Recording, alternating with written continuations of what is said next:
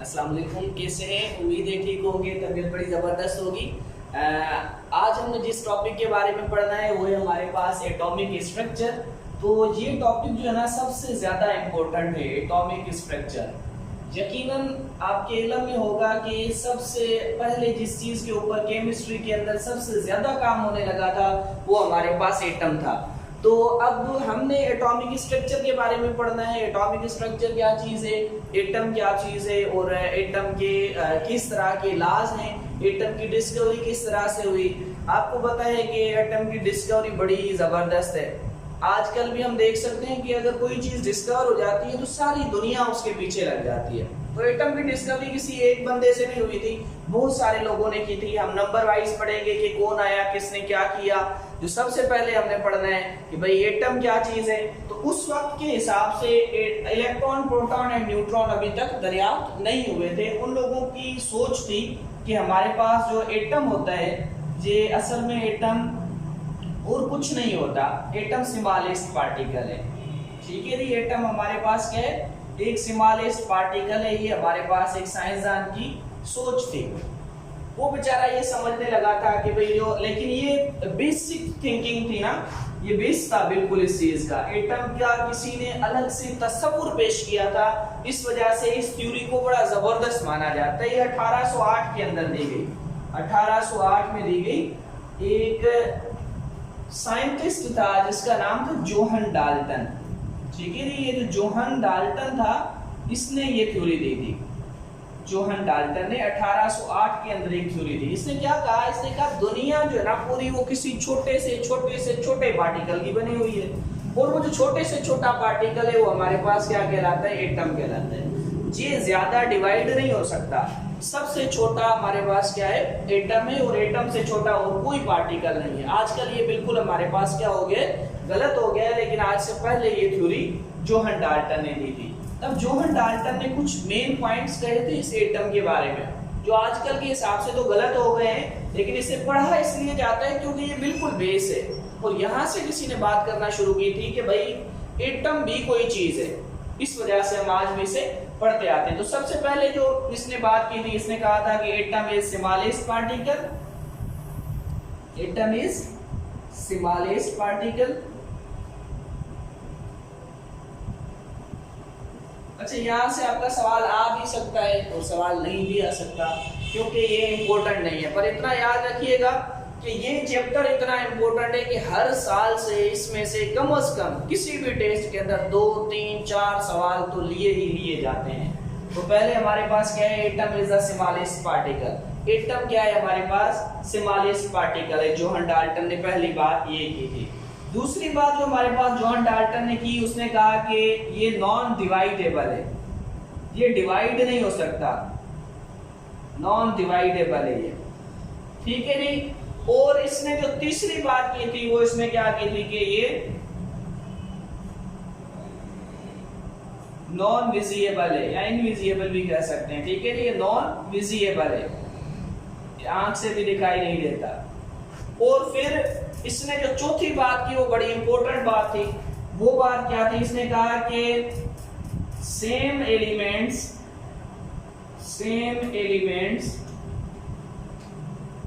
contain same number of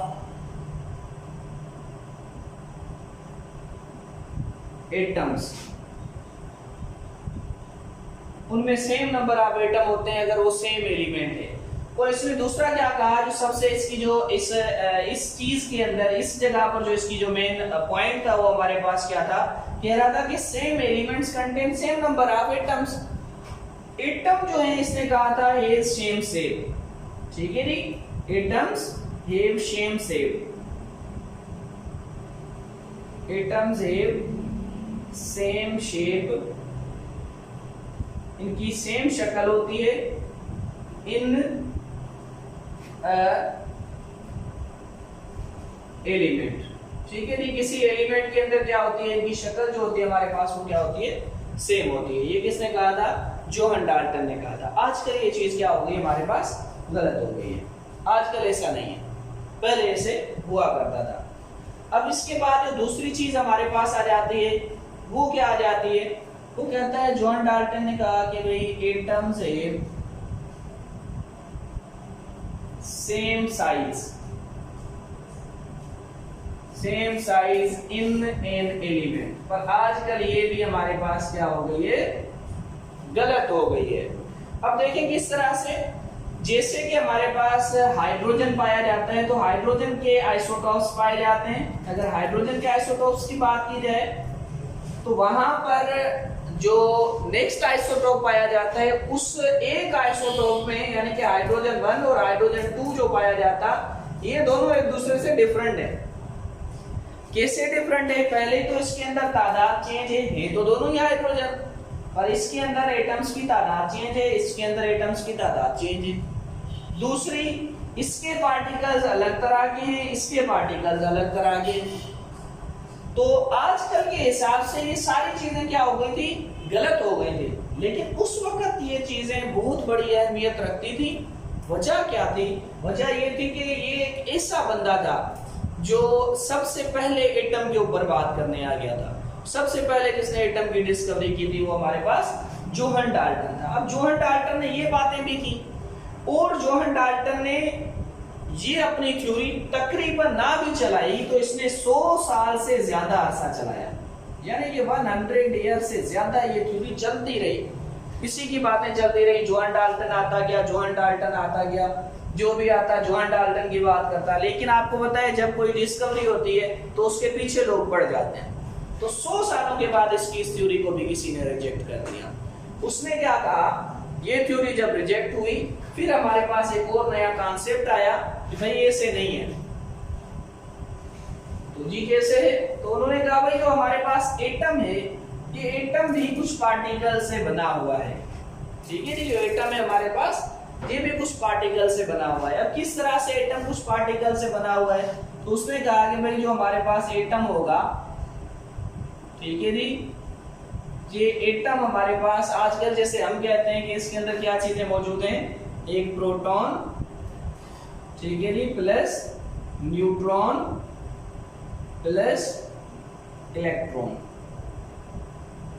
ठीक है नहीं, हमारे पास कितनी चीजें इसके अंदर मौजूद है? 3, प्रोटॉन, न्यूट्रॉन एंड इलेक्ट्रॉन। ये आजकल हम लोग कहते हैं। ये कब वजूद में आया इसे हम लोग बाद में पढ़ते हैं। ये कब वजूद में आया? ये वजूद में तब आया जब जहां पर एक साइंटिस्ट आया जिसका नाम था विलियम क्रूक। ठीक है, इसने एक्सपेरिमेंट करना शुरू कर दिए विलियम क्रूक ने। और जो क्रेडिट जाता है ये सारा, ये किसको जाता है? ये जाता है जे थॉमसन को। जे थॉमसन ने क्या किया?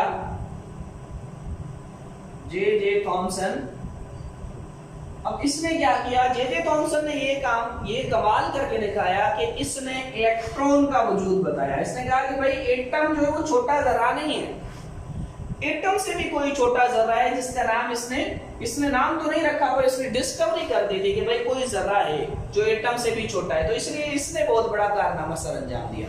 इस पे हम बात करेंगे, एक अलग टॉपिक है। नेक्स्ट हमारा टॉपिक इसी पे होगा कि भाई जे थॉमसन ने आखिरकार किस तरह से डिस्कवरी की। तो अब हमारे पास क्या है, एटम कितनी चीजों से बना हुआ है?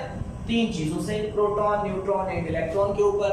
पहले ये जोहन डाल्टन ने कहा था कि जो सबसे छोटा है वो एटम है, लेकिन अब हमें पता चला नहीं, प्रोटॉन, न्यूट्रॉन एंड इलेक्ट्रॉन जो है वो एटम से भी हमारे पास छोटे होते हैं। आपके इल्म में होना चाहिए जो प्रोटॉन होता है इस पे पॉजिटिव चार्ज होती है, जो न्यूट्रॉन होता है इसके ऊपर पॉजिटिव और नेगेटिव दोनों होती हैं, जिसकी वजह से ये क्या हो जाती हैं, कट हो जाती हैं, यानी कि न्यूट्रल हो जाता है हमारे पास। और इसके बाद हमारे पास जो इलेक्ट्रॉन आ जाता है इसके ऊपर नेगेटिव चार्ज होती है।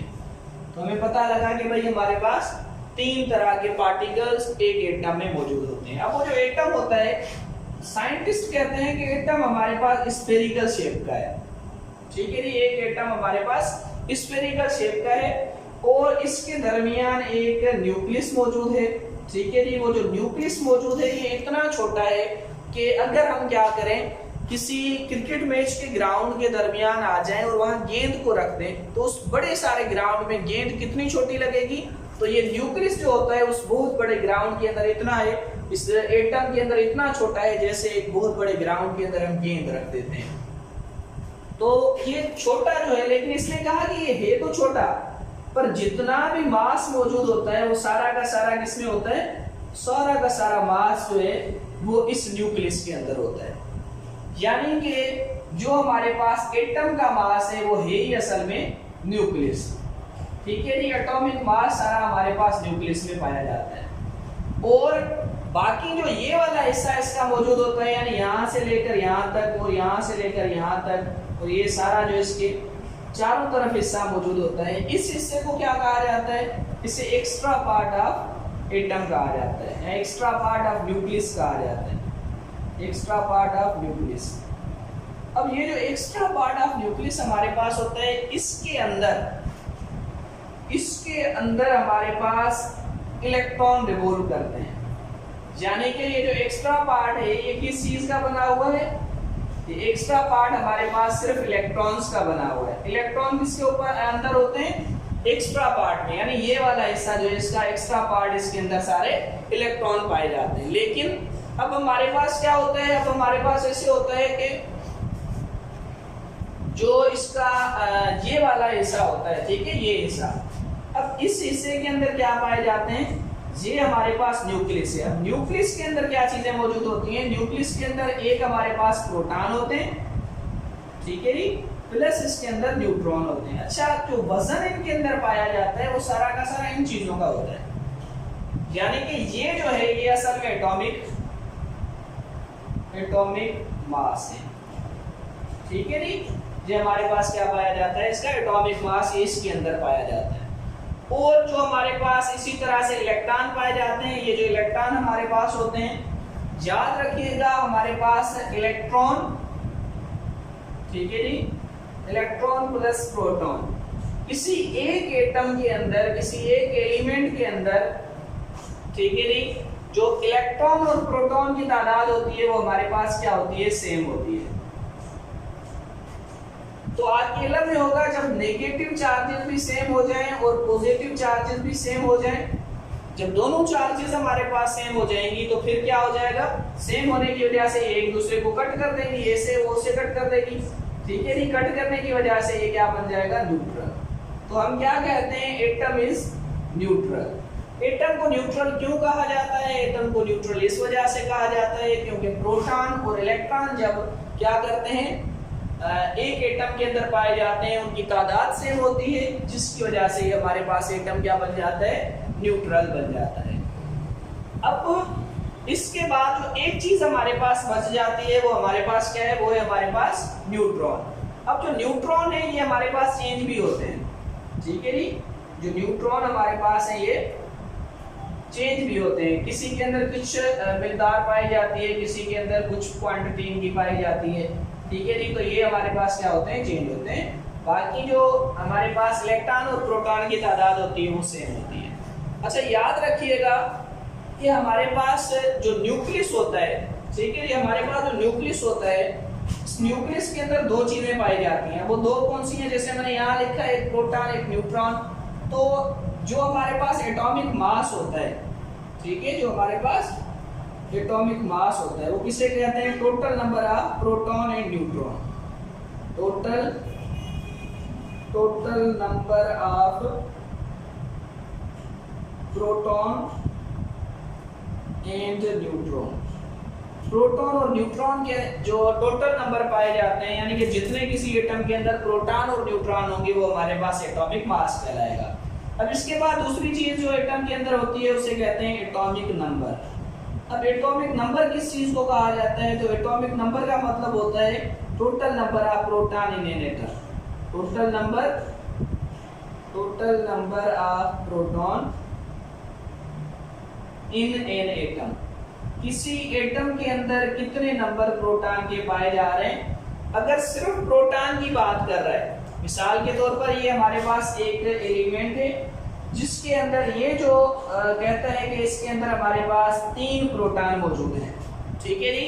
प्रोटॉन कितने मौजूद हैं, 3 मौजूद हैं। और आपसे पूछ ले कि भाई बताओ इसका एटॉमिक नंबर क्या है, ठीक है, तो इसका एटॉमिक नंबर क्या होगा, 3 होगा। क्यों, क्योंकि यहाँ सिर्फ प्रोटॉन की बात हो रही है। लेकिन अगर वो कहे कि भाई इसके अंदर 3 प्रोटॉन मौजूद हैं और 3 इसके अंदर क्या मौजूद हैं, न्यूट्रॉन मौजूद है। ठीक है जी, 3 इसके अंदर न्यूट्रॉन मौजूद है। अब इसका एटॉमिक मास होगा, क्यों? क्योंकि हमारे पास एक प्रोटॉन और दूसरा न्यूट्रॉन, इन दोनों की तादाद जब मिलाई जाएगी तो इसका एटॉमिक मास क्या बनेगा? 6 बनेगा। ठीक है जी, तो याद रखिएगा एटॉमिक मास क्या होगा इसका? 6। क्यों 6 हो रहा है? इस वजह से कि जब प्रोटॉन की बात की जा रही है तो हम लोग उसे एटॉमिक नंबर कह रहे हैं, और जब हम लोग प्रोटॉन और न्यूट्रॉन दोनों की बात कर रहे हैं तो वो हमारे पास एटॉमिक मास कहला रहा है। तो यकीनन ये बड़ा सिंपल सा टॉपिक है एटम के अंदर। और दूसरी इसके अंदर एक मेन चीज है, हमेशा याद रखिएगा कि ये वाला जो हिस्सा होता है, जब भी रिएक्शन में जो हिस्सा टेक पार्ट करता है ना, रिएक्शन में टेक पार्ट करने वाला हिस्सा ये है। ठीक है, ये जो हिस्सा है ये रिएक्शन में टेक पार्ट करता है, ये हिस्सा नहीं करता। ये जो बीच में हमारे पास न्यूक्लियस मौजूद है, इस न्यूक्लियस का रिएक्शन से कोई वास्ता नहीं है। ठीक है जी, हमेशा याद रखिएगा जो रिएक्शन में टेक पार्ट करता है वो extra part of nucleus take part करता है। क्यों? क्योंकि रिएक्शन हमेशा हमारे पास इलेक्ट्रॉन करते हैं, इलेक्ट्रॉन कभी किधर जाते हैं, कभी किधर से इधर आते हैं, तो इस वजह से क्या होता है? रिएक्शन होता है। तो हमेशा रिएक्शन के अंदर जो टेक पार्ट करते हैं वो एक्स्ट्रा पार्ट ऑफ न्यूक्लियस करता है। अच्छा, याद रखिएगा इसके बारे में हम और भी ज्यादा पढ़ेंगे अगली थ्योरीज कि भाई इलेक्ट्रॉन की डिस्कवरी किस तरह से हुई, जे थॉमसन ने क्या किया, स्टोनी ने क्या किया। तो यकीनन ये चीजें आपको समझ में आई होंगी। तब तक के लिए सदासो भागवती, थैंक यू। इसमें से कभी कभार ज्यादा सवाल भी पूछे जाते हैं। ये चैप्टर बहुत वसी है और बड़ा जबरदस्त और इंटरेस्टिंग है। कोशिश कीजिएगा पूरे लेक्चर देखिएगा ताकि आपको मजा